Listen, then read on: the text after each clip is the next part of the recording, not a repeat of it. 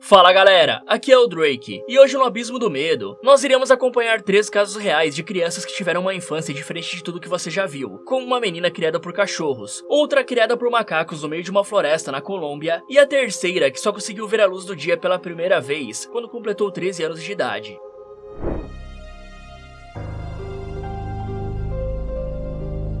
Imagine só a seguinte situação. Você está passando pela rua em um dia aparentemente comum, pensando na vida e nas tarefas cotidianas. Porém, de repente, você é pego de surpresa ao se deparar com uma menina que está agindo como se fosse um cachorro. E você até pensa inicialmente que ela estaria apenas brincando. Mas ao passar na frente da mesma casa nos próximos dias, você nota que a menina está se comportando da exata mesma forma que antes. Ou seja, ela realmente achava que era um cachorro de verdade. E por mais absurdo que isso possa parecer, aconteceu dessa mesma forma na vida real. Esse fenômeno é bem raro de ocorrer, com cerca de 100 casos conhecidos até hoje ao redor do mundo. O fenômeno é chamado de Feral Child, ou criança selvagem em português, e refere-se a crianças que cresceram tendo pouco ou até mesmo nenhum contato com seres humanos. Já em casos mais severos e graves, essas crianças foram criadas por animais. E como desde a infância nós aprendemos a replicar o comportamento daqueles que estão ao nosso redor, essas crianças cresceram imitando os animais, com nenhuma habilidade social, sem conseguir ler, escrever ou se comunicar, além de apresentar um comportamento totalmente animalesco, como andar em posição quadrúpede ao invés de bípede. Fora que várias crianças já sabiam desse conceito quando eram pequenas, porque o Tarzan, isso mesmo, aquele filme animado clássico, conseguiu explicar de uma forma lúdica o conceito de criança selvagem.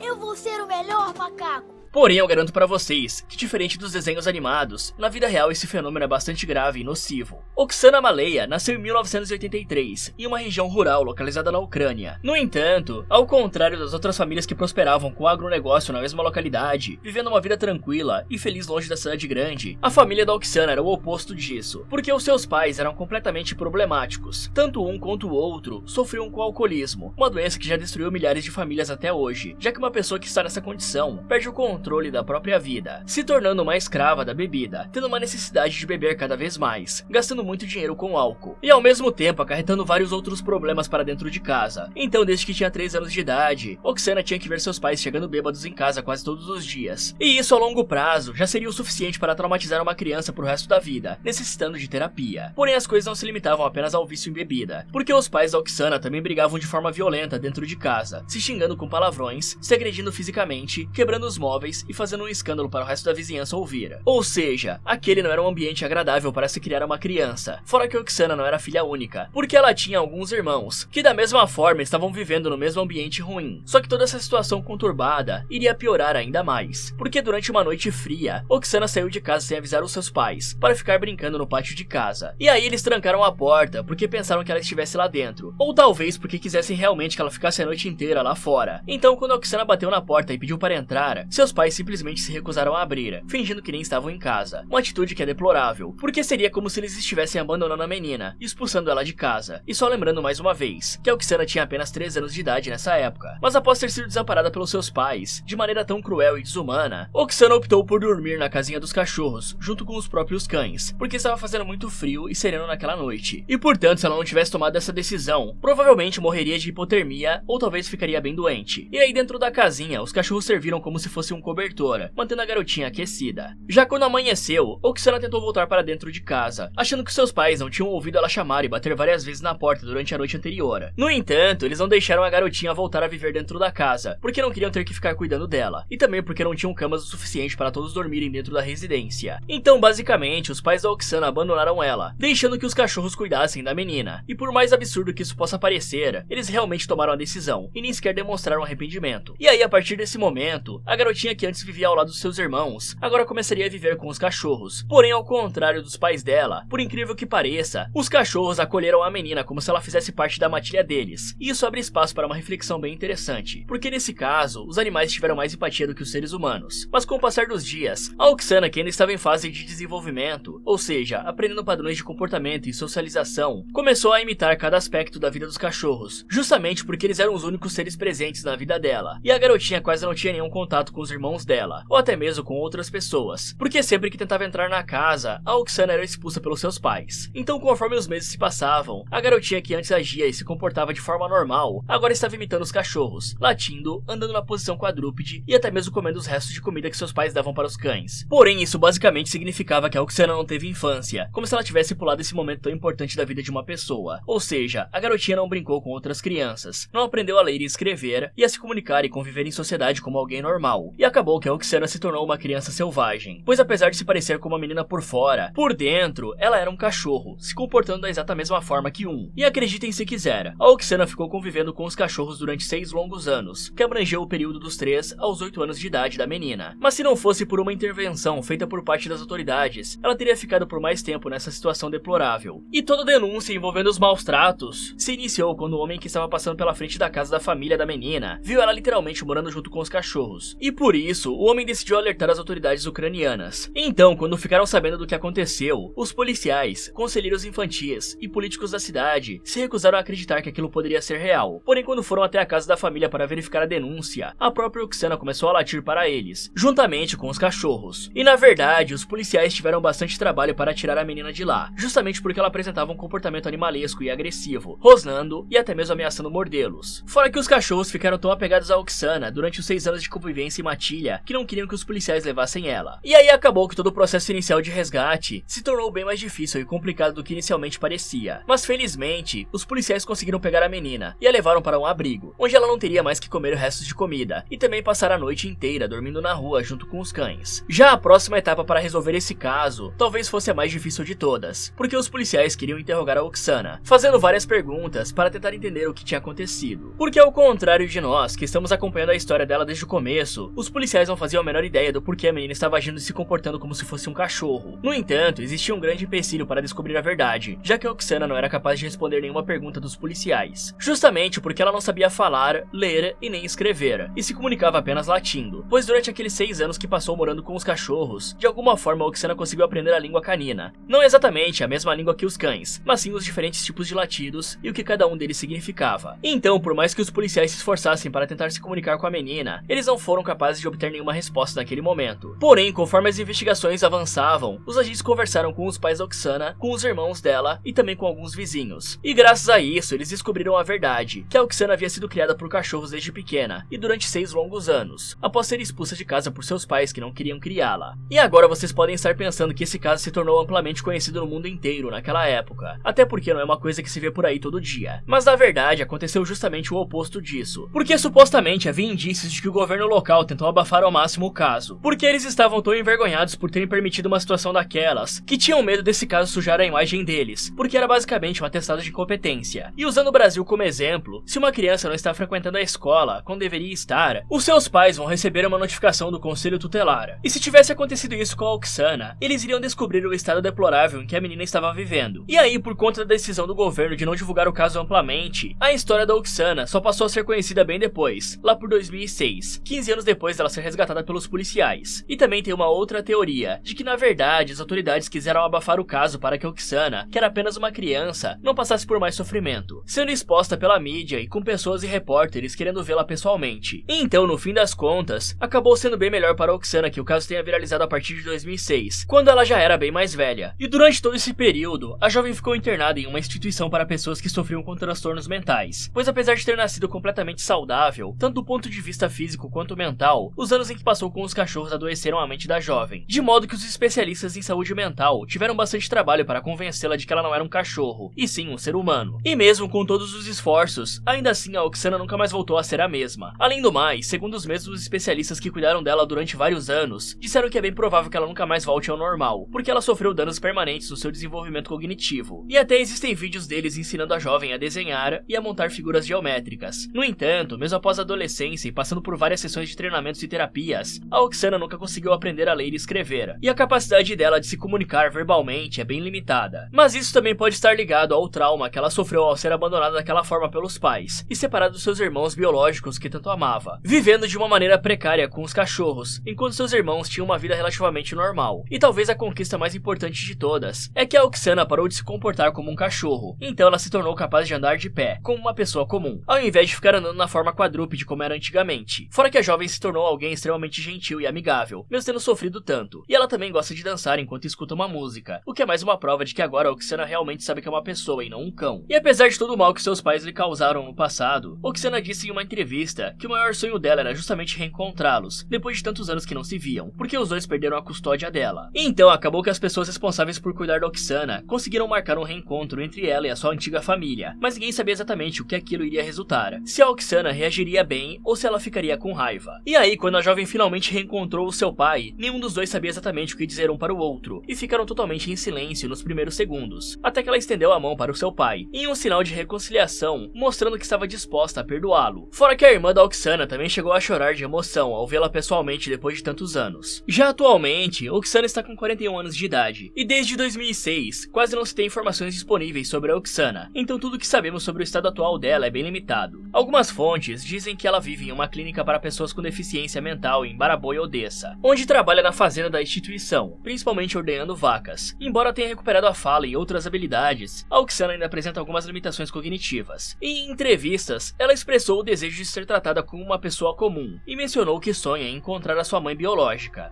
Agora nós vamos acompanhar um outro caso de uma criança selvagem, que foi o da garotinha chamada Jenny Willy, que passou uma boa parte da sua vida amarrada a uma cadeira, sem poder sair do seu quarto para respirar ar fresco ou interagir com outras pessoas, tendo sido totalmente privada de interações sociais. Susan Willy, mais conhecida pelo seu pseudônimo de Jenny, nasceu em 18 de abril de 1957, na cidade de Arcadia, localizada na Califórnia, e quando ainda tinha apenas 1 ano e meio de idade, sendo somente um bebê, os médicos diagnosticaram a Jenny como tendo deficiência intelectual, e aquilo significava que ela teria bastante dificuldade para aprender a ler, escrever e a socializar, quando comparada às outras crianças que não tinham essa mesma deficiência. Então desde cedo, todos já sabiam que a Jenny não teria uma vida normal, porém o que aconteceria logo depois disso era algo tão cruel e desumano que ninguém poderia sequer imaginar. Isso porque o pai dela, chamado Clark Willy, decidiu privar a sua filha de qualquer interação social, para supostamente protegê-la de sofrer bullying, visto que algumas crianças com esse tipo de transtorno costumam ser rejeitadas e maltratadas por uma parte da sociedade. E aí o Clark achou que trancando a sua filha em um quarto, ela ficaria mais segura. Já uma outra teoria criada é que o Clark teria vergonha da Jenny, e portanto ele não queria que os vizinhos, amigos e mais ninguém soubessem que a sua filha tinha deficiência intelectual, porque talvez ele poderia ver aquilo como um sinal de fraqueza, o ato de dar à luz a uma criança supostamente defeituosa na visão do cara. Então desde pequena, a Jenny cresceu trancada em um pequeno quarto, sem nem conseguir ver a luz do dia, porque o Clark achava que se ela colocasse o rosto na janela do quarto, poderia ser vista por alguém que estivesse do lado de fora. E essa privação de contato humano era tão absurda que a Jenny não poderia nem mesmo ver a sua própria mãe, chamada Irene Wiley, que vivia na mesma residência. Mas apesar da Irene querer salvar a sua filha, ela tinha medo do Clark, que ameaçava as duas constantemente. Fora que a mulher ainda era parcialmente cega, porque ela tinha catarata nos 2 olhos, e isso impedia ela de tomar uma atitude mais severa em relação aos maus tratos que o Clark cometia com a Jenny. Mas sem contar o fato da garotinha ficar trancada no quarto o dia inteiro, ela ainda estava passando por um processo de desnutrição, porque apesar de ter 13 anos de idade, a Jenny pesava apenas 26 quilos, quando o ideal seria uma adolescente dessa idade pesar 50 quilos. Isso acontecia porque o Clark alimentava sua filha com comida para beber, além de dar poucas quantidades de alimento para ela. Só que além disso, a Jenny tinha que usar fraldas geriátricas, como se fosse um recém-nascido ou um idoso incapaz de ir ao banheiro sozinho. E sempre que a Jenny chorava ou reclamava, o Clark agredia sua filha porque ele odiava barulhos e queria que a garota ficasse quieta a todo momento, sem dar um pio sequer, mesmo passando por tanto sofrimento. Mas além de não poder sair do quarto, a Jenny muitas vezes era amarrada em uma cadeira, ou tinha que ficar com os pés e as mãos presas, ou seja, ela tinha menos liberdade do que um detento que está na cadeia, mesmo não tendo cometido nenhum crime. E na verdade, um animal em um zoológico tinha mais liberdade e uma vida mais digna do que a própria Jenny, o que é algo bem triste, né galera? Pois imagine só ter que viver numa situação dessas. Então, como decorrência desse isolamento extremo, a Jenny não sabia ler, escrever e nem sequer falar. Ela também não sabia andar direito, ou se portar como uma pessoa comum. E esse vídeo aqui ilustra bem isso. Porém, o que teria motivado o Clark a tratar a sua própria filha de uma forma tão cruel? E bom, alguns acreditam que seja porque ele desenvolveu um trauma, depois que a sua mãe morreu ao ser atropelada. E aí alguns acham que ele trancou a Jenny no quarto e não deixou ela mais sair, porque tinha medo de que a garota também sofresse um acidente e acabasse falecendo, assim como aconteceu com a mãe dele. No entanto, Clark tinha outros filhos, e a Jenny era justamente a única que tinha que ficar trancada naquele quarto, e por isso é bem provável que o cara tivesse uma obsessão apenas com a garota. Mas felizmente, chegou um dado momento em que a Irene, a mãe da Jenny, decidiu dar um basta nessa situação, porque ela se separou do Clark e levou a garotinha junto. E a partir desse momento, a vida da Jenny começou a melhorar. A mídia ficou sabendo sabendo do caso e espalhou para o resto do país e do mundo, levando à condenação do Clark. Porém, antes de ser preso, o cara se finalizou com uma arma para não ter que ir para a prisão, deixando apenas um bilhete que dizia a seguinte frase: "O mundo nunca entenderá." E seria como se tivesse um motivo plausível para ele ter feito tudo aquilo com a Ginny, né? E nesse mesmo período, a Ginny recebeu uma baita ajuda do governo, tendo acesso gratuito a todo o tratamento que precisava para se recuperar. Então ela ganhou o peso e saiu daquele estado de desnutrição, e foi se recuperando aos poucos. Mas apesar de toda a ajuda, ela nunca ficou totalmente recuperada, justamente porque os primeiros anos de vida são os mais importantes para o desenvolvimento de uma pessoa, e quando você perde eles, não é possível recuperá-los por completo. E aí mesmo com os tratamentos, a Ginny continuou sendo uma pessoa especial, com deficiências cognitivas, e atualmente ela ainda está viva. Porém, assim como o caso da Oksana, que vimos anteriormente, não se tem muitas notícias disponíveis sobre a situação atual da Ginny.